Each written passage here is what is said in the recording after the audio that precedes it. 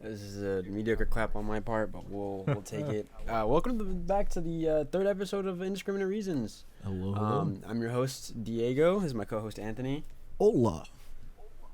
I hate to ask this once again of you guys. I would really appreciate this. So I know all three of us would appreciate it if you guys would check out the links in the description below, like the Patreon and subscribing and liking. And it feels really I'm shelling out. You know, I'm looking for the money here. I don't really want the money. I just want more people to talk to about nerd stuff. And that happens by making a community. So, you know, that we would super duper appreciate if y'all did that. You can interact with us in any of the links down below or the Discord that is currently being worked on. Work schedule's a little bit busy, so yeah, everything's coming over time. We'll put up pictures of cats or something while we talk about It's all coming together. this. Yeah, it's all coming together. Yo. It's all coming together. Starting off, you want to go ahead and do the Blue Lock chapter review? I think that's the best place to start. Yeah. Seeing as we missed it last week. Yeah, if the blue lock No More chapter Sensei's. pulled up. Yeah, it was a little bit delayed. It was supposed to be out yesterday. The guys that we get our scans from were just a bit delayed because of their personal reasons for their staff. You can't expect everything out of them. Yeah. Their company just the same. They have people who have lives in the whole 9 yards. Stuff happens. Stuff happens. So, yeah, do you want to go ahead and give them the chapter overview? Yes, sir. All right. So, chapter 222. We open up with Isagi and Hiyori saying in his head that this intensity is unbelievable and that he wants in. He's trying to get in the game. He wants to play with them. Just for a little reminder, we're at 2-1. Bastard Munich with 2, Ubers with 1. And we got Raichi in, Yukimiya. Both masters are now in. So Noah and Snuffy are both in now. And Isagi's thinking about the fact that now Kaiser and him, they had their little bet. With this, Kaiser and I each have 1 goal apiece. Our deal is to see who can score the most goals. That means whoever scores the last goal wins. Shit's really about to heat up. Shit's really about to heat up. It just keeps going. It just keeps going and getting better. We cut to Baro saying to Snuffy, "Since you came into the game, are we gonna do that?" Yeah, Snuffy says, "Yeah. Time for the next job, Ubers. Design change, berserker formation. That was such a cold line, bro. But continue. We're running in a 4-5-1 formation. Everybody's pushed up. Everybody's forward. They are going full on attack. Even Isagi says it's a completely different team from before. That fluid yet completely disciplined and organized team. Now they're incorporating Nico's vision and playmaking and Lorenzo's zombie dribble into the midfield so the ball don't stick as much and the tempo has gotten a hell of a lot faster. Isagi's trying to read the tempo, find the weak spot using meta vision. He's going the whole 9 yards. He finds it. He finds his place to try and steal the ball, and then Snuffy comes out of nowhere. That was close. Just like the rumors said, you read the game well. Isagi Yoichi, and Snuffy's got meta vision, baby. Snuffy's got so meta vision. I think this goes. I mean, it wasn't necessarily a baseless. Yeah, theory, it's not surprising. But yeah, I think this just goes to prove that the rhetoric that like metavision is kind of something that's necessary for pros to be pros. You can't really be a pro without having metavision. I wouldn't say that because Chris wasn't shown to have metavision. I'd say this. That's true. This more goes to show that among the top strikers, you have to have something that hard defines you. And between Snuffy and Noah, their game is like not similar, but like the way they think about the game is similar enough that they end up with metavision. And like Lavinho and Chris don't because they're using something else other than reading the field like that. Yeah, they're probably something a little more selfish. I mean, like Barrow's predator vision.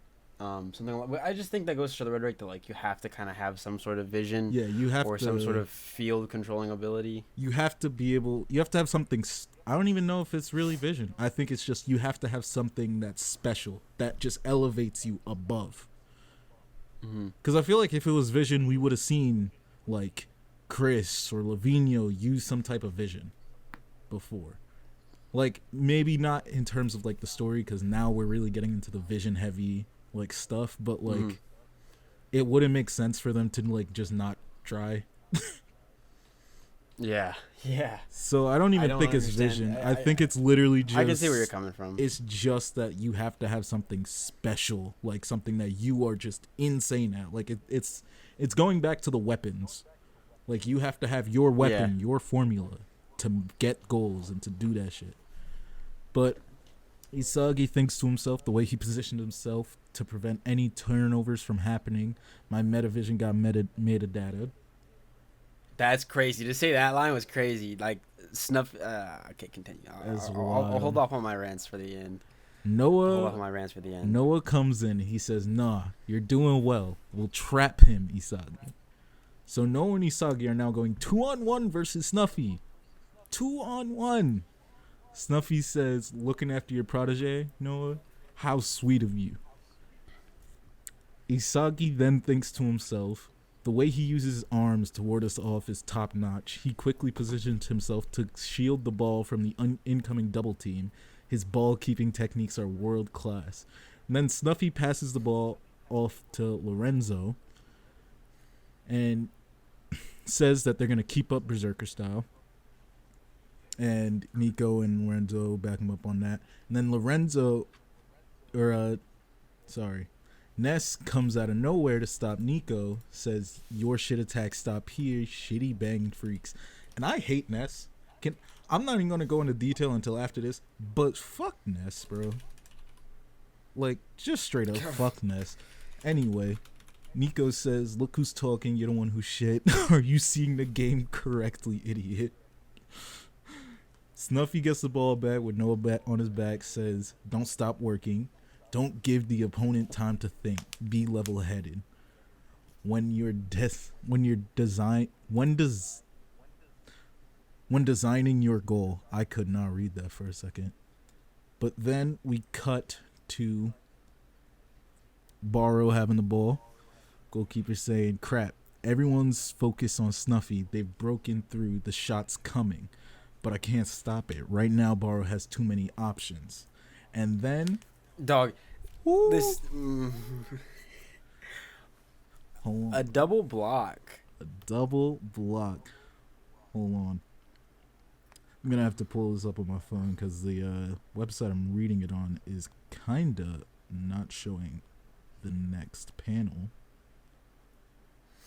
I mean, I know. I can tell you exactly what happens. You saw he steps in the way of Barrow's shot, puts his foot out. Yeah, I'm saying for bounces reading's it up. sake. Oh yeah, Kaiser then proceeds to also clear it. Yep. Which was, I think there's something is clicking to them that like, just because they hate each other on the field doesn't mean they can't both see the same thing and help each other. Like, they know that the only way for them to get a point to beat the other one is to get the ball back to the other side of the field, and if that requires them to like for a half of a second work together, which I think is kind of what like clicks here is like, yo, for half a second we're like we kind of gotta jump on this together. Yeah, our whole bet ends if they beat us. Yeah, and they're gonna beat us the way it's going. I definitely agree. But then after that beautiful double block, we then get Isagi thinking, all right, that was dangerous, but we held on. But this guy also saw the same thing, the most dangerous spot. But this is bad. We're barely hanging on by the skin of our teeth. It's obvious that the player who's controlling the game with his playmaking isn't me or Kaiser or even Noah, is Mark Snuffy. Snuffy's the GOAT. Snuffy's crazy. Snuffy that says, oh my, so even this attack pattern is a bust. All right, let's go with this design. Bro was like, damn, okay, so they saw that. They're keeping up a little bit. That's crazy. Good for them. But can they handle this though? We changed it up. Can we handle this up though? on 'em. Like, bro, and I feel like next chapter. I don't think Barrow. I think they're scoring a goal. First of all, I think they're scoring a goal. Second of all, Yeah. I don't think Barrow's gonna take the shot. No. It's not Barrow. It's gonna be Snuffy.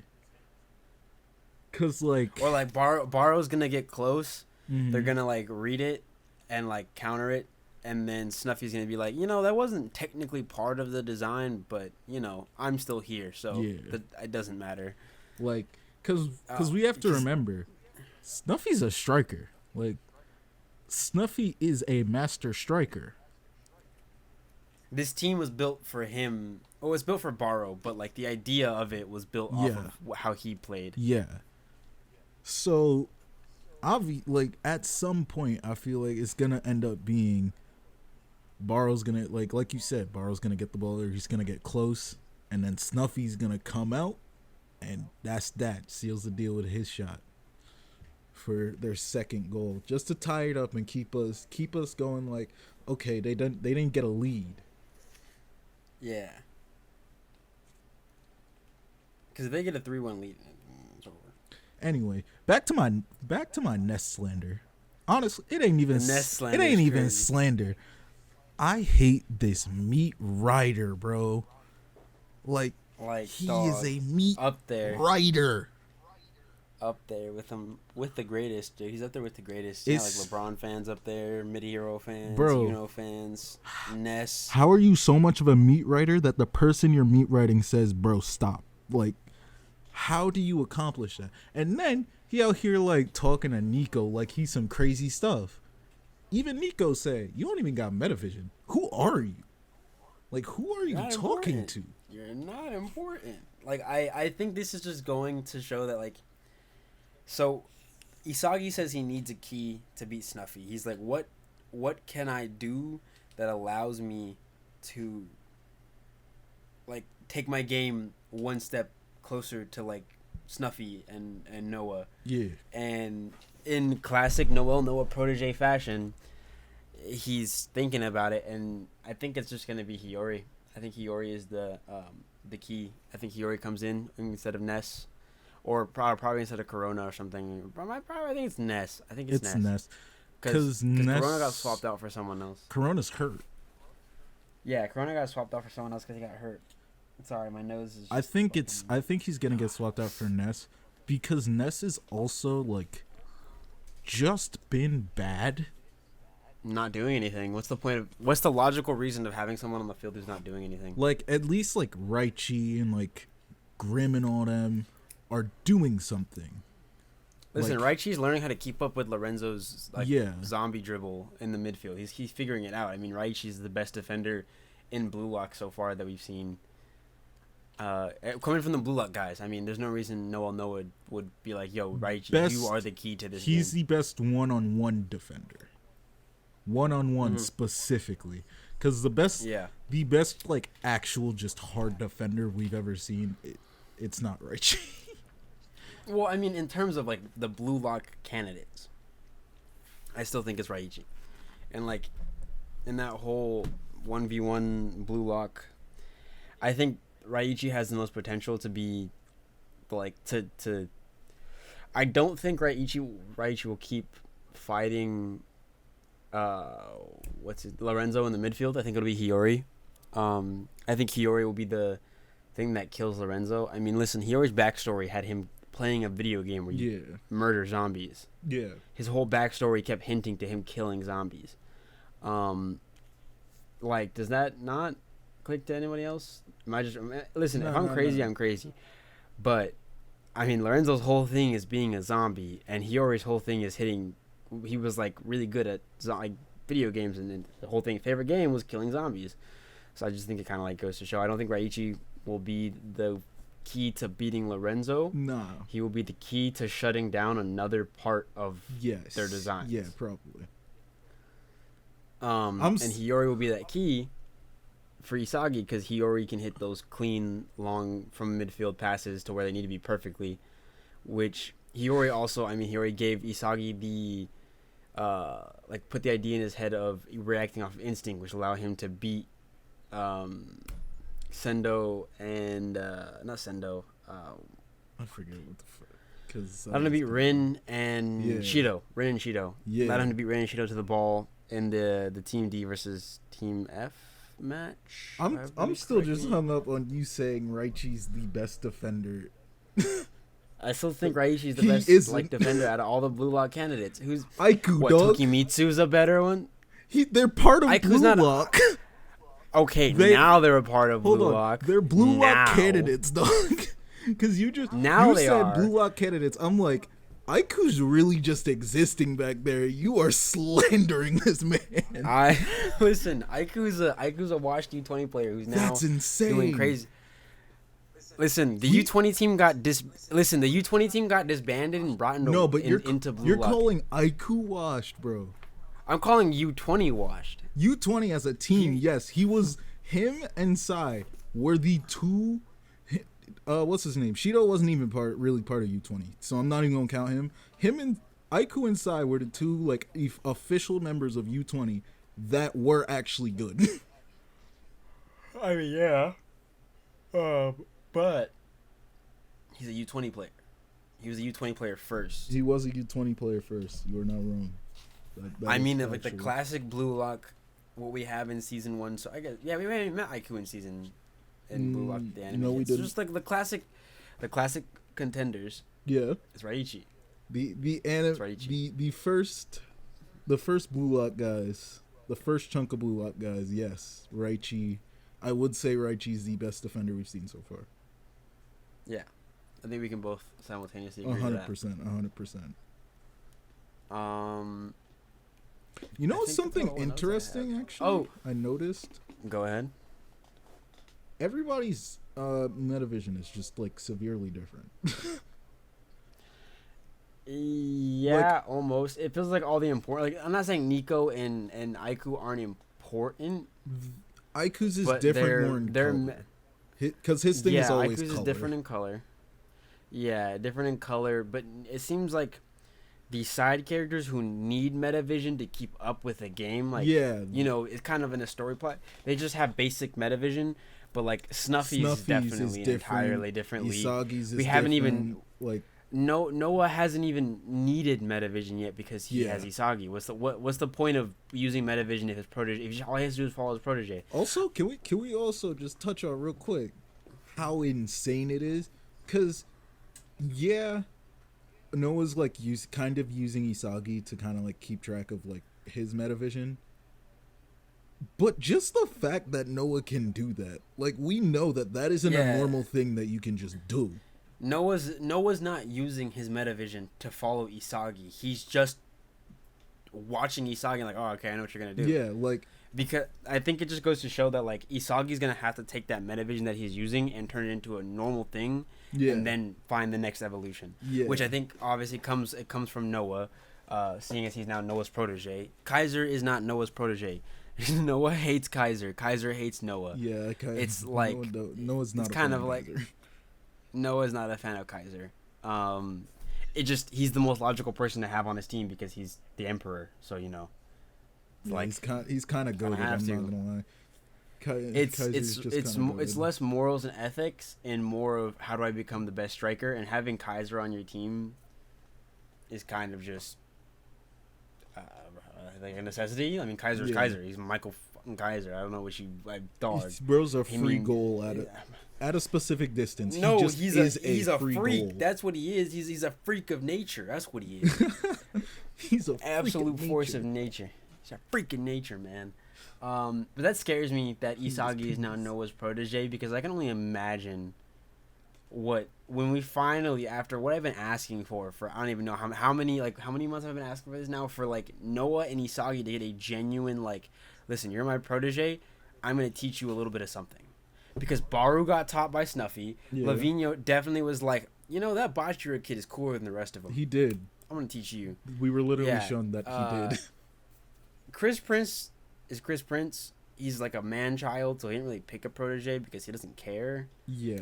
But I mean, yeah, he didn't have a protege because he doesn't. I mean, It's just his whole character is he doesn't care. It He's a also, man child. I don't. Like, This honestly could just be like me reading too deep into things, but to me it seems like Prince is was written to be like on the younger side of the Masters. Like, you know, Noah's like about to retire, Snuffy is like about to retire. Lavinio, he didn't really say anything like that, so I'm assuming Lavinio's definitely in like that Neymar position. Yeah. Where Neymar isn't young, but Neymar isn't. Yeah, that's what Neymar I was isn't say. Mbappe. Like, so if you're thinking of it on a tier list, here's like a scale: Like is an Mbappe, age list, yeah. Neymar, an age list would be Mbappe, Neymar, like Messi and Ronaldo. Yeah. Don't get me wrong, Messi and Ronaldo have been playing with Neymar or against or with or whatever for a super long time, but Neymar is still kind of in that middle ground. He's still good. He's got a few ahead of him. If you need another example, Modric is in the Mbappe area. Mm-hmm. You know, Neymar has a little bit of time on them, but he doesn't have enough. He doesn't have so much to where you're thinking he's going to retire with Ronaldo and Messi and all of them. It'll probably be a few years after that. That's kind of where honestly, Lavinho seems to stand. I'd say Chris Prince is somewhere between like Neymar and Mbappe. Somewhere in between. He's somewhere in that area. We obviously know Loki is literally Mbappe. Yeah, so Loki is just Mbappe. I mean, he's 19. He's 19. Yeah. But yeah, I think that's pretty much it. That's pretty much it. I will. Do you want me to do the Chainsaw Man chapter, or do you want to do it? You can hop into Chainsaw Man, yeah. So the Chainsaw Man chapter, nothing really crazy happens. We are in a room with Denji and Yoshida, which Yoshida stands. Hold on. You really get to see. Oh, I guess technically not necessarily, huh? I think it's somewhere else. We want to start chapter 25 or chapter 26 or 36 or 35. Sorry. Oh, do we miss it last week? I don't think we said anything about 35. No, we did. We just mentioned how we thought the end was funny. That was it, because there's nothing much that happened. No. You're thinking of 34. Am I? Yeah. 35 is where Naoto's eating at school and then gets pulled up on. And Denji gets pulled up on and is in the room with Yoshida. Oh, yeah. Okay. So 133. Or, yeah, I should probably say the actual things. 132 133. Did we really not say anything about 132? We did not say anything about 132 because 132 came out after we already filmed, and then 133 came out today. Yeah, luckily for us, this Chainsaw Man thing is... okay, so I guess for 132, we'll go ahead and hop into 132. I'll make it quick. We see Nayuta eating at lunch. She's definitely using her command powers to get food from the other kids. And then a full SWAT team busts in, points guns at her, kidnaps her. Asa wakes up in a random place, the Chainsaw Man church. So it turns out Denji has a whole church described after him, or after him.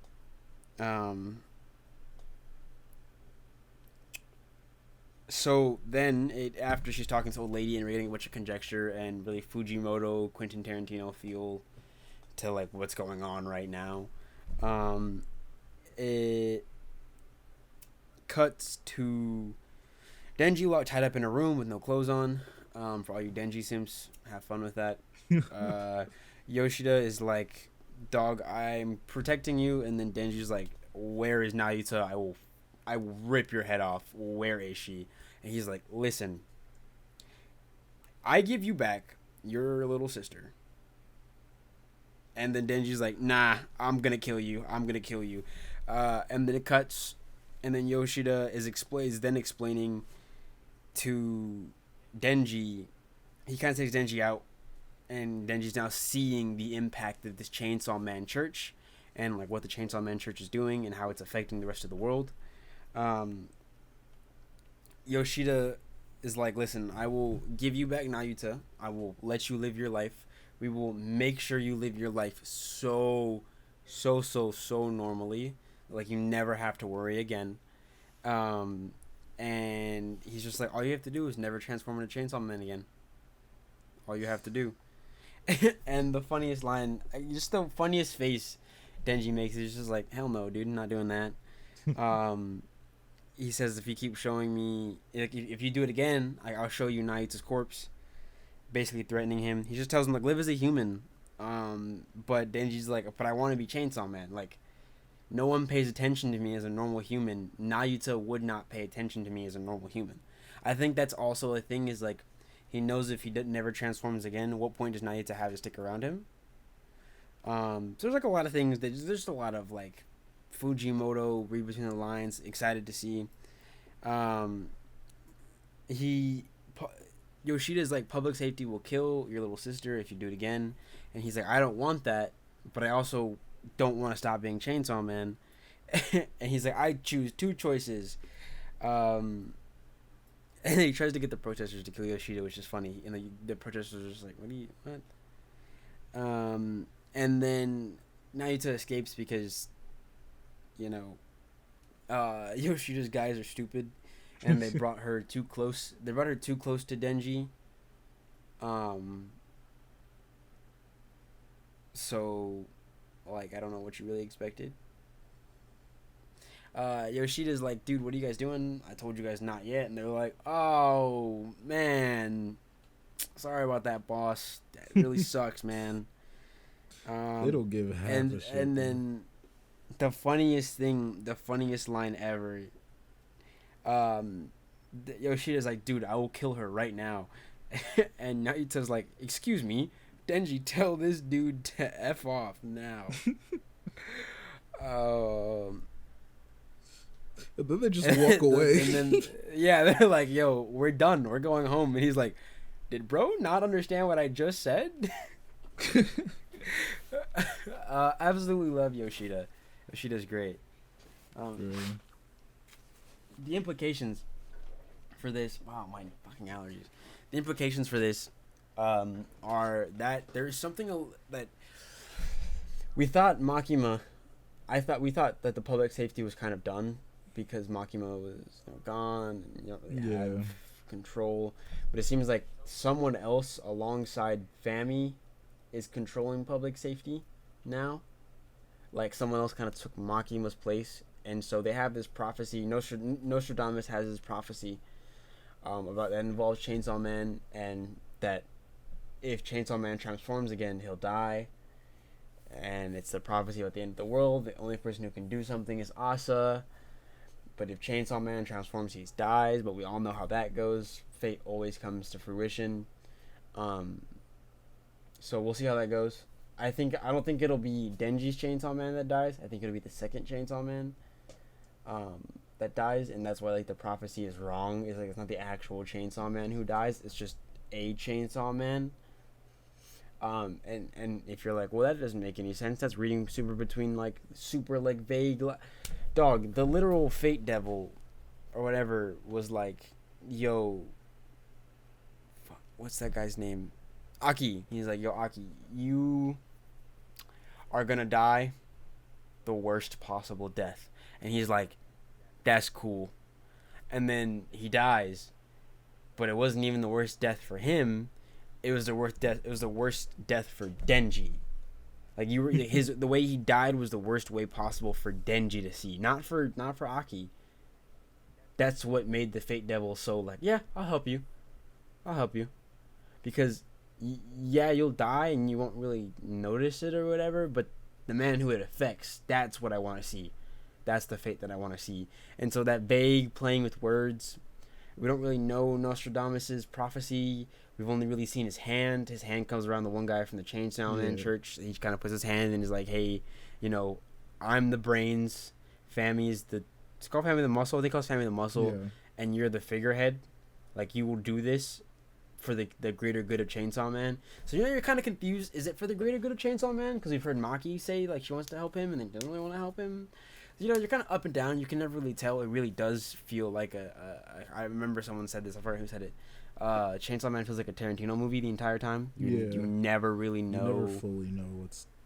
You never understand. Even on a reread, I reread this and I'm just like, I'm picking up on things I didn't pick up on the first time. Also, I want to real quick touch on Yoshida. You know how Yoshida like constantly at all times looks like really smug? Like always looks smug. He always looks smug. He always looks like he's sure in what he's doing. And in the beginning of this chapter, he even looks like that once they start getting into the meat of this conversation and how Denji just like does not want to stop being Chainsaw Man and also doesn't want to see Naruto dead and like is genuinely in pain at this decision, Yoshida increasingly just gets more and more panicked of just like, hold on, what, like, he doesn't, why aren't you like he wasn't, I guess he just wasn't expecting it. And like when Naruto hugs Denji and when they're talking and shit, you can see him look visibly pained. Like, yeah, he's just, I feel like something's definitely going on in the background where like Yoshida is in danger. Like if this conversation does not go well, Yoshida might be in a little bit of danger. or maybe, hear me out. Nostradamus, definitely not Yoshida. I don't think it's Yoshida. Which I've heard that theory a few times. And I like that theory. I think it'd be cool to put like the villain, like the main villain, smack dab in our face the entire time. Yeah. I mean, like, yeah, I guess you did it with Makima, but there's always something sus about Makima. Yeah, Makima Like, was always very sus. Yeah, Yoshida is just this other high school student who has these tentacle devil Octopus powers Boy was like, he was always kind of just there. He was always a mystery, but he was always there. Yeah, he was always there, but a mystery. And Nostradamus seems to know quite a lot about what happened, and not everyone really does. I think that's something people forget, is that not everyone necessarily always knows what's happening everywhere in the Chainsaw Man universe. They're not omniscient readers, and they're not Makima, so you know you can't really know everything. I like that. I mean, I wish it was the case. If it is, I mean, sick. Make him Nostradamus. Make him like, give him two personalities. I mean, one where he's a normal Yoshida, and then one where he's with Fami and he's like Nostradamus. Which, I mean, Fami seems to be like not scared of him, but like very respectful of quote unquote big bro Nostradamus. Nayuta doesn't, but it makes me uncomfortable, or I guess that kind of falls apart. Not uncomfortable. It falls apart because Nayuta doesn't recognize Nostradamus if it was Yoshida, but she's met him. She knows who he is because Fami is like. She also like somewhat recognized Fami. Yeah, so it doesn't make sense to me that she doesn't recognize Yoshida. Yeah. So I don't think he's Nostradamus, but I do think that like he knows now that he's gonna, because he didn't. I mean, he started off quote unquote wanting to be friends with Denji, but I think he's starting to be like, this Denji kid is like something else. I just don't think he wants to fight Denji. Yeah, he doesn't. I don't think he wants to have to deal with this. Like, he doesn't want to kill Naito. He doesn't want to have to fight Denji. He doesn't want any of that. So could also be that he genuinely starts to see Denji as somewhat of a friend here. Yeah. And like just doesn't want to have to kill his friend's sister. Yeah. You know, it's just, you don't really know Yoshida. We don't know him. His face is always confusing. His powers are confusing. Also, he could be a kraken. He could be an octopus. Also, with the fact that he doesn't just attack them. Like, yeah. Why didn't he just kill him? Denji very much says, like, we're going home. Like, goodbye. And I'm not going to stop being Chainsaw Man. And he doesn't attack them. He doesn't do anything. He's just like, did he not understand what I said? All right. What? Like, what? Like, that's so. He's definitely. I feel like he's definitely started to like see Denji as an actual friend, and that's why he's just not. He isn't gonna do anything about it. He's just gonna let them walk, and shit's gonna happen later. But for now, he's leaving them alone. And that's where it ends. They walk away. We have to wait 13 days. Gotta wait 13 days. I do think that most manga should switch to the 2-week though, because I mean Fujimoto has yet to miss with a single chapter he makes, and I think that 2 weeks is doing great for Chainsaw Man. So this is a bit of a shorter episode in terms of the manga that we have. We don't have a lot going on this week. Depending on how in terms of ones that we. This might just be a shorter episode in general. Might just be. Wow, where did this fucking yawn come from? Okay, throw that away. Next up is 40K Corner with a K. Are we ready? Are we ready for this? Hop right in it. All right. Today we're talking about the Imperial Navy. If you don't know what 40K Corner is and you're joining in late to the whole ordeal that is 40K Corner, if for some reason you're jumping in on episode 3 of Indiscriminate Reasons, quick overview. We're doing this so that I can get up to speed on the lore so we can read First Heretic for the book club. And then Orktober will be Orcs, which will be Brutal Cunning. That'll be the book we'll read then. Blah, blah, blah, blah. We'll get to that later, some other time. Starting off now, I have a quote for you. All right. You ready to hear the quote? Yep, hit me with it. All right. If the Adeptus Astartes are the Emperor's wrath, and the Imperial Guard his hammer, then his holy navy is his mighty shield. Cardinal Gregory Hestor. Pretty good quote. Pretty good quote. Simple, classic. Yeah. Like, oh, we're the navy, but the land. Yeah. The Imperial Navy is not really boats. I mean, it's like big spaceships. Yeah. Void battles. They don't call them space battles. Fun fact. We'll go ahead and start there. They don't call them space battles. They call them void battles. You have void shields. You have void battles. You have void tactics. And we have, I think it is five segmentums. The segmentums are the 5 different areas in the Milky Way where the Imperial Navy had different bases on different planets. There are 5 important segmentums. We'll go ahead and talk about those. A long day at work, wow. This is not the greatest time to be doing that, Diego. Starting off with the first one and the main one, the Segmentum Solar. I don't even think I have to tell you what the Segmentum Solar is. It's in the name. It's Sol. It's the home sun. It's where Terra is. The Segmentum Solar is the central hub of the Imperium of Man. It is the oldest and the most densely packed region of human space. It's just Earth. It's just our sun. I don't really know what you want me to do with that one. It's not just. I mean, the Lord High Military is there, and the High Lords. Listen, there's not much to really talk about there. Segmentum Obscurus. The Segmentum Obscurus is the area of the Imperium most often under deadly attacks by like Chaos and Xenos and Warp entities. Yeah.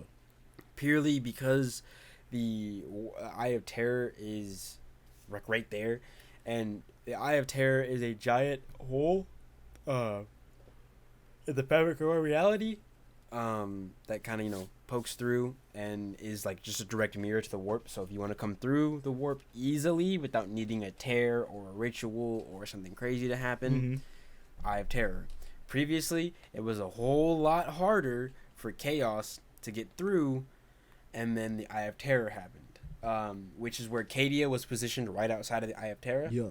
And there were these things called the Blackstone Pillars, I believe. They're just floating Blackstone. We'll talk about Blackstone when we get to the Necrons. For a quick overview, Blackstone, for some reason, pushes back the warp.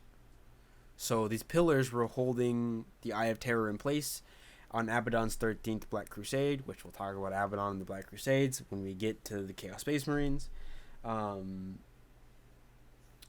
It blows them up, sends a giant planet, or sends a giant space station into Cadia, breaks up Cadia, wins finally for once, because man, Abaddon was taking L's.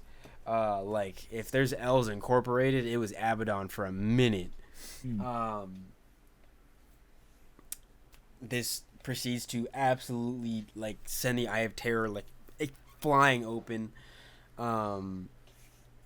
That Black Crusade led to the Eye of Terror opening when Cadia fell, and all the Blackstone Pillars fell, which then led to the Cicatrix Maledictum, also known as the Great Rift, also known as the Cicatrix Maledictum. You'll hear me say Cicatrix Maledictum a lot. It's just a way cooler thing than the Great Rift, and everyone knows it as Cicatrix Maledictum. The Eye of Terror is not the Cicatrix Maledictum. The Cicatrix Maledictum is the giant rift that cuts the galaxy in half. The Eye of Terror is in the middle where it all originated from. Okay. Does that make sense? Yeah. Okay, so 2 different things. Eye of Terror, Cicatrix Chaos Maledictum. All right, They're two different things, two entirely separate entities, but they're also the same thing. bro. The way I'm hearing it, That's it about sounds like the Holy. It sounds like the Holy Spirit and God. Same thing, Yeah. different entities. So Yeah, same thing, different entity. Nothing. I mean, Segmenta Obscurus isn't. It's mean is where most of the chaos attacks happen and stuff. Yeah. I mean, there's a giant portal. Next up is the Segmentum Tempestus. Segmentum Tempestus doesn't have any real purpose except for Games Workshop to make books in it. My note says where so many books take place. Like, what the fuck? I'm gonna start listing off the books, the amount of books that happen in this Segmentum Tempestus.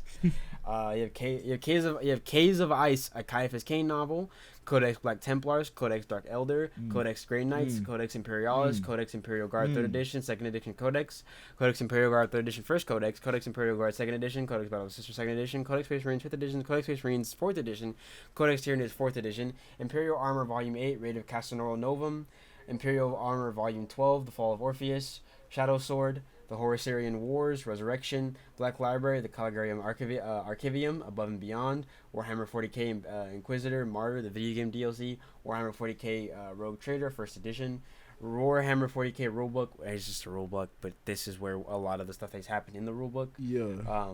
White Dwarf Space Fleet Rules Expansion, White Dwarf again, White Dwarf again, White Dwarf again, White Dwarf again, Inquisitor Martyr, Mysteries of the Calgary section. So, yeah. Great. Fucking rap that god wasn't even over like here. that wasn't even like the actual full list. I just took the like top half of it and dropped it on there and was like, I'm gonna have to like spit this out. Yeah. Next up, we're talking about the Segmenta Ultima, or Ultima, whichever one you say it. It is the Segmentum Ultima, also known as Ultima Segmentum. Yep. For some reason, it's east of Terra. Everywhere is a certain spot. I believe Terra's in the middle, if I'm correct. Obscurus is to the north. Tempesta is to the east. It's space. No, Tempesta is to the south. East is Ultima, and Pacificus is to the west. Okay. The Ultima is the section where the massive black hole in the middle of the Milky Way is. It's home to the largest number of worlds in the Imperium of Man. Is also the largest segmentum. It is bigger than Solar. It's way larger than Solar. And just in terms of its like sheer size. Yo. And not only in terms of its sheer size, but the density of humans isn't technically more than Solar. But it's confusing. Warhammer 40k numbers get confusing. Densely packed doesn't mean most populated. Yeah. It just means most amount of humans in tight space. Yeah. There are more humans over the broader section of Segmenta Ultima, but Solar has them more tightly packed together. That makes sense. Yeah, that makes sense. There are more hive worlds the closer you get to Solar. It contains Ultramarines, Ultramar, the Blueberries. We'll talk about that when we get to the Space Marines, which is next episode. The Space Marines are gonna be a fun episode. That one's probably gonna be super long. It has seen 2 attacks by Tyranid Hive fleets, which is just a fun fact that I dropped on top of there for some reason. If I'm correct, it was Leviathan and Kraken. No, it wasn't. It was Behemoth, wasn't it? Yeah, no, it's Behemoth. I remember it's Behemoth. It's Behemoth and Kraken, which is where Marnius Calgar, funny guy. Is it Marnius Calgar? Is he the chapter master? Yeah, chapter master of the Ultramarines loses both of his arms, and I think his legs as well.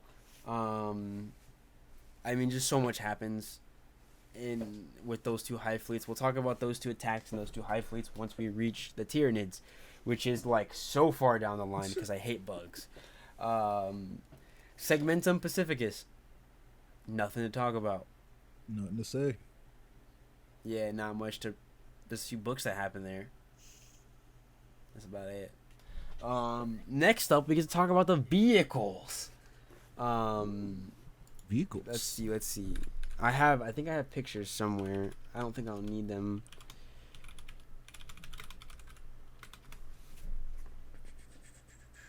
All right, starting off, each sector of Battle Fleet. So Battle Fleet. Have you ever heard of the game Battle Fleet Gothic?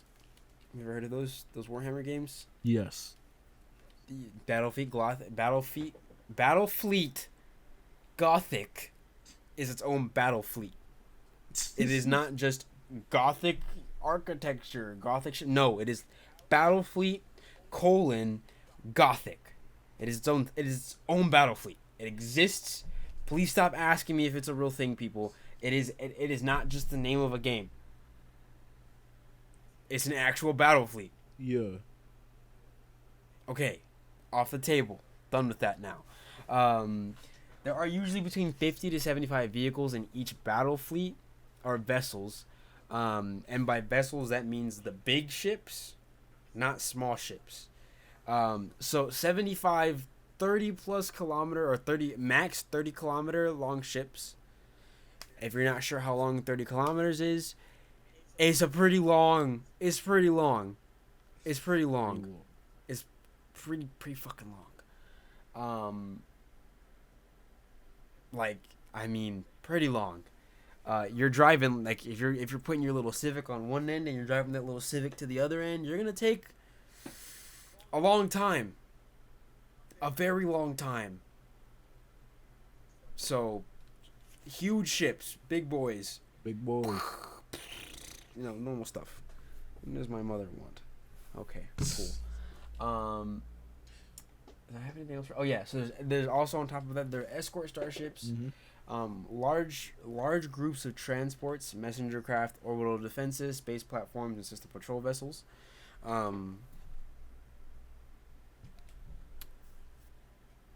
I'm gonna go ahead and talk about the fun part, because we're talking about like the funny data. 75 ships, 30 kilometers. Now we get to talk about the actual ships.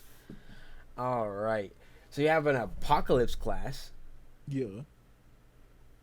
I don't think I have to explain what an Apocalypse class is. It's in the name. Yeah. You have the Emperor class. The Apocalypse class was a retcon afterwards to make anything higher than an Emperor class ship would technically be heresy. Okay. Because you're dishonoring the Emperor's name. Yes. You made something greater than the Emperor class. Yes. So it was just a weird retcon in by some writer. Not worried about it. No one cares. Yeah.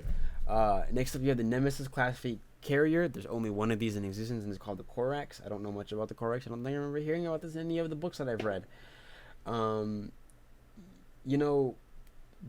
are actually a few important Emperor class ships we have to talk about. Okay. With the Apocalypse class, you have Duke Helbrick has his own ship, but that's because he's Helbrecht and he's a Black Templar, and Black Templars are Black Templars. Yeah. For the Emperor class, what used to be the greatest, you have the Indomitable Wrath, which I believe is Angron's ship. I think it's someone's ship. No, it's not. And you have some cool ones there. You have some pretty cool names. You have like the Divine Right. Another one for the Apocalypse class is His Will. You have the Lord of Light, Legatus Styges, or Legatus Styges. For the Oberon class, which is another battleship, is the Green Lake. It's kind of mediocre name, like the Justice Dominus. Retribution class battleships have some of the coolest names known to man that I've heard in so long. You have like the Bloodhawk, the Cardinal Boras, the Saint Augusta, Pride of Fenris. So many ones. Then you have the Victory class, Vanquisher class, Adjudicator class, Invincible class, Faustian class, Gaia class. Everywhere from Adjudicator class down, not really important, except for the Presidium, which I believe is in the book.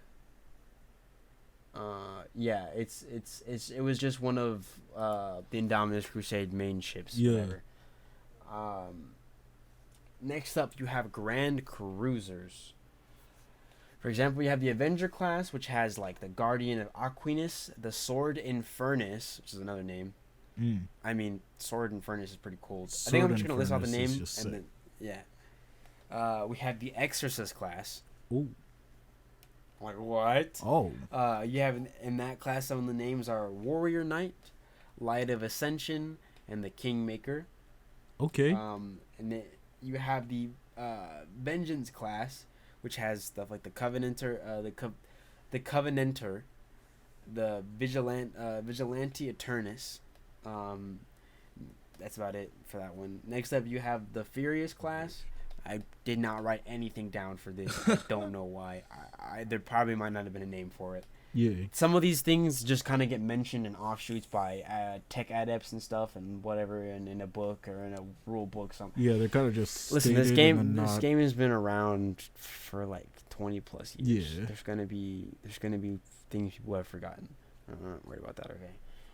Next, you have battle cruisers, which are a step below. Again, you have the Armageddon class, which has things like the Thunder Child and the Hammer of Light. Next up, you have the Chalice class. Mars class, I actually wrote a lot down for the next two. I'm not too sure why, but they have some really cool names. I think I wrote these earlier in the day, and I was just like, that's a cool name. I'm going to put that in my notes. Shout out to DeAndre down there for giving me his laptop. Absolutely saved my life at work. I spent an hour working on these notes and then finishing them up the rest of them when I got home because we're doing great. We have it all together. We're doing wonderful. All right? Everything's going perfectly fine. Perfectly fine. Next up, we have the Mars class, which has the Pax Imperium, the Imperius, the Marquis Lex, the Fist of Rust, Cardinal Jean, and the Jovian. I like the Fist of Rust and the Imperius. I like those.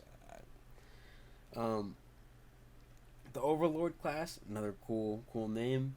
I only wrote down the Sword of Retribution and the Flame of Purity, which I mean are two dope names. You have the Dominion class, Mercury class, Long Serpent class, and the Jovian class. Didn't write down anything for those. I just put them in quick bullet points, which means there's probably not a name for it. Ambition class. Okay, I think all the blanks in my notes are literally just did not have a name on the wiki, or none of the names were cool enough. Yeah, or it just wasn't important enough to put right now. Yeah. I could keep going and going, and there's class after class after class after class after class. All the ship's got classes. Let me see. I put so many down for no reason. Wow. I think I should talk about the space stations and the orbitals at least, because that's where the Blackstone Fortress comes into play. Yeah. Blackstone Fortresses are these ancient things.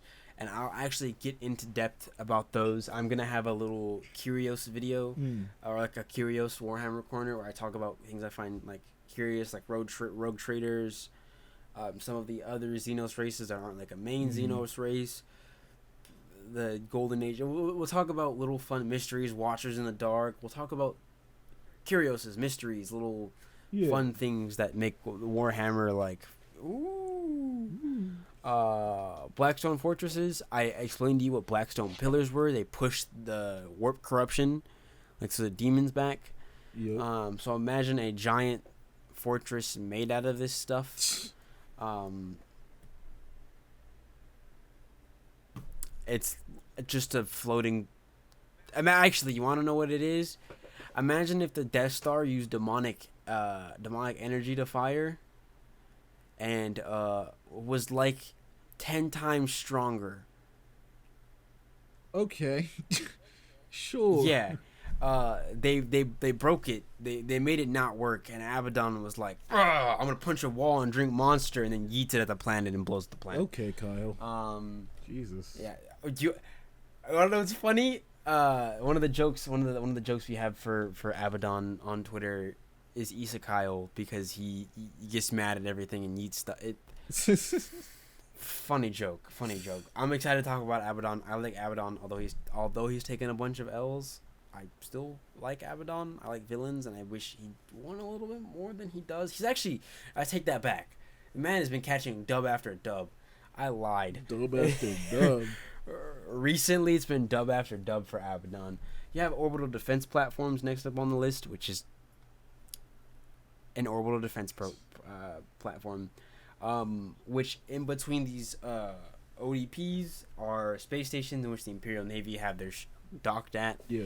One of these space stations can be about the size of a planet, if not half the size of a planet. Sometimes, just fun thing to note. Okay.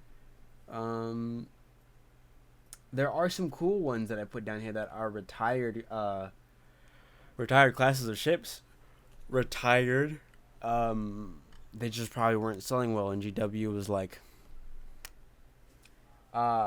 you have the Desolator class battleship, which is like the Eternity of Pain, the Torment, for kind of sus names, but we'll take it. The Despoiler class battleship, which is the Merciless Death, Fortress of Agony, Damnations of Fury, and Sword of Sacrilege. If you're like, wow, these all sound kind of heretical, they are. It's because they are. There's a reason why they're no longer in service to the Imperium, is because they're stupid old. They're from like the Horus Heresy era. Yeah. So the CSM have them. I can't even say CSM because you're gonna think Chainsaw Man. The Chaos Space Marines. The Chaos Space Marines use them. Like the Despoiler class. Oh yeah, Chainsaw Man has. Yeah. Oh, Chainsaw Man has 30-kilometer long battleships. Yeah, he just has them up his ass or some shit. Yep. You just be pulling them out, dude.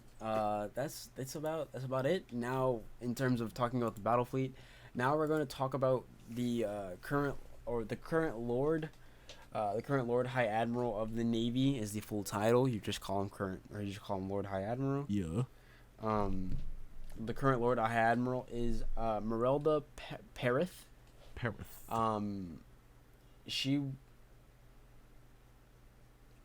She's not really the current Lord in any breathing capacity because she's not really breathing. Yeah. Let me give you a quick rundown. Just to make it make sense. Gilliman comes back. Gilliman has major super depression. Okay. He's like, you know what? I don't actually need like four to five of you guys. I think it was 5 because it's the Hexa. It was so many. So there's High Lords of Terra. High Lords of Terra are the top dogs in the Imperium. To be a High Lord of Terra, you have to be one fucked up person to get that far up.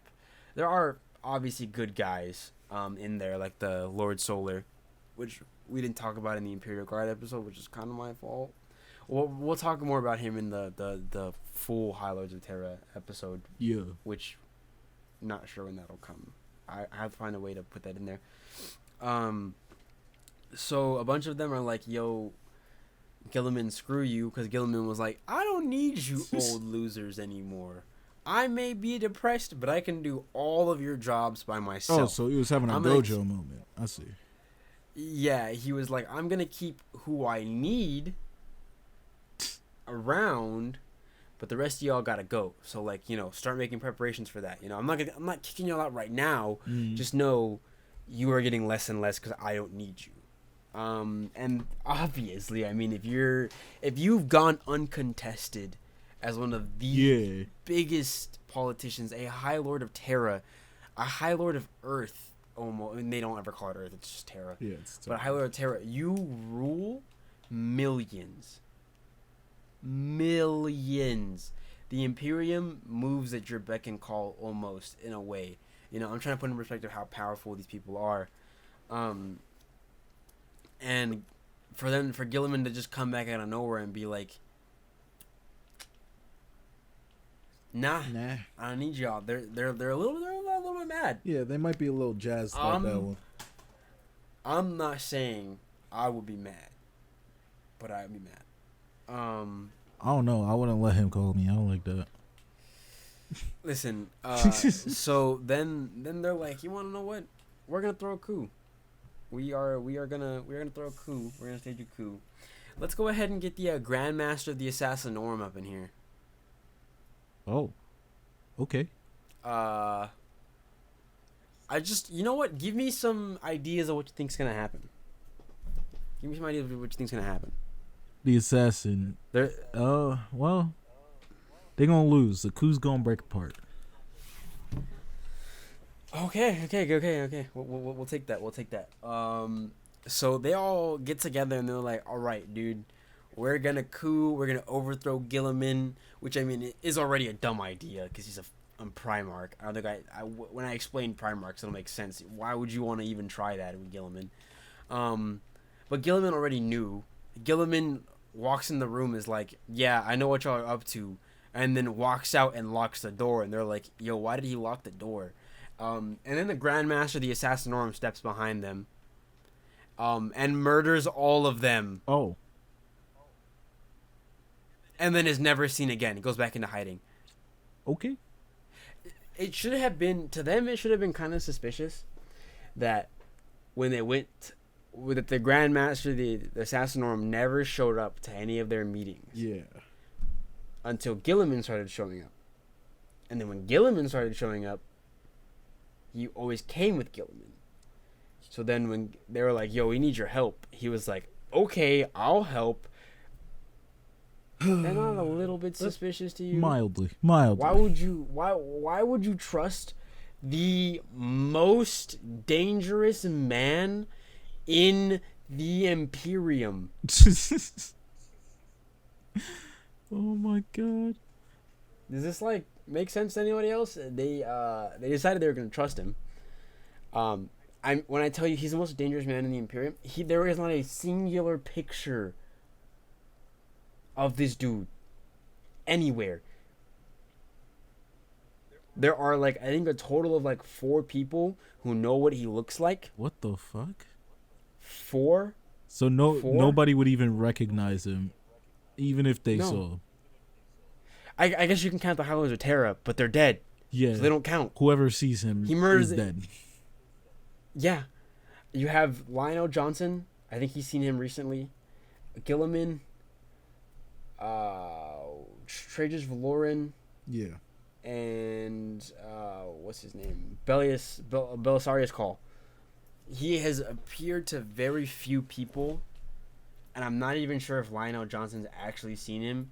And I can't remember if it was an audio transcript or a transcript that Call read or listened to that mentioned him. I can't even remember if he's actually even seen him. Like, I mean, when I say the most dangerous man in the Imperium, and you're like, well, Lionel Johnson exists. Yeah, he did. Or he does. Well, Gilliman exists. Yeah, well, he does. Gilliman had to court the Grandmaster of the Assassinorum. Like, yeah, he's like, oh, you're my Emperor's son, but like, if Gilliman messes up and like gets seen as heretical, even though technically like this is what the Emperor wouldn't want them to worship him as a god. Yeah. But if he gets seen like this, the Grandmaster Assassinorum could kill him. Listen, sometimes you just gotta. Do what you gotta do.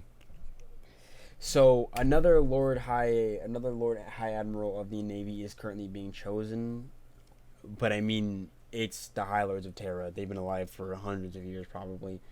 So it's all over the place. You know, you're not really gonna. They're all really money hungry and corrupt and zealots and just stuck in their ways.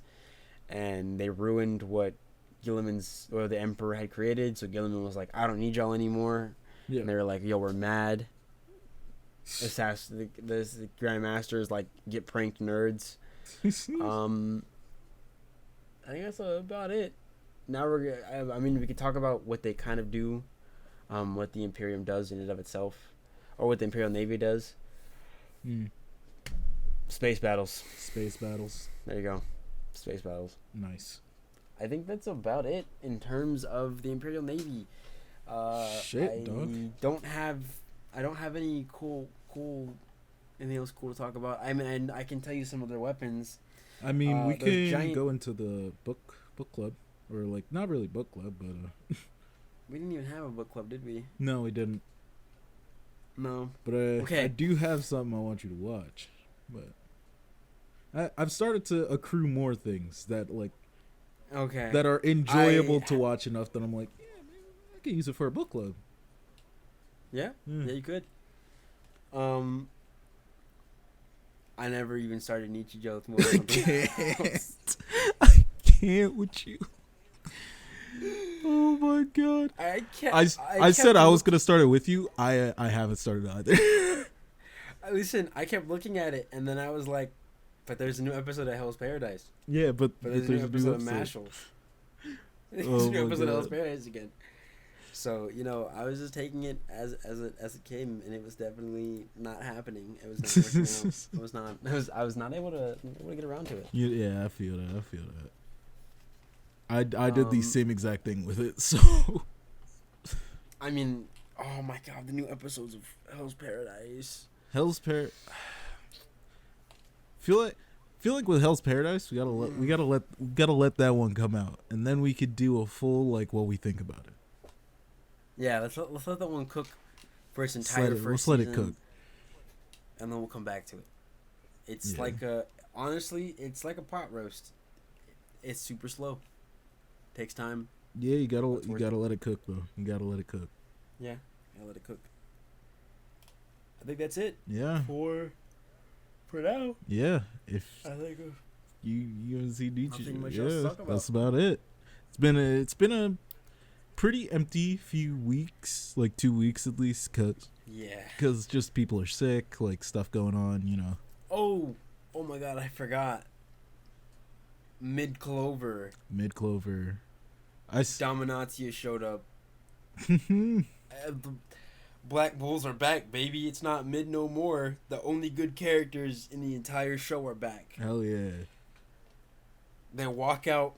Magna's in the front. Magna just ate like a huge blast. He tanks those. Dominatia's powers allow him to tip. They take his whole scale thing and they make it broken because paladins are broken. Yeah. It tips the scales of the magic in their favor. So if you shoot a giant blast at them, it tips the scales of that magic to help their side. So it basically just kind of whoop and shoots it back at you. Yeah. It's a cool way to say, yo, this is a reflect, but it's not a reflect. Yeah. Because it's got to match his character. And then Zoros? Guy with the mask? Zora, yeah. Zora and Magna both throw up magic circles and just eat the attack. And they're like, yo, we're the Black Bulls. Asta's coming back. Come catch these hands. So, pretty hyped about that. That's about it. Mid Clover, 7 out of 10. Mid Clover, slightly less mid. Yeah. All right.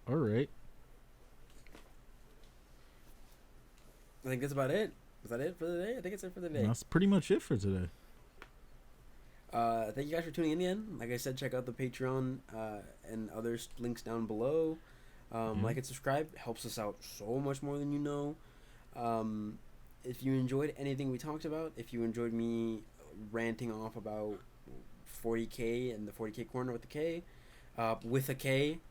hope you enjoy the rest of your night or day or whenever you're listening to this. We are super appreciative of you. Yep. All right. Stay indiscriminate and don't commit heresy. Commit arson instead. The Inquisition is always watching. Commit arson. That works too.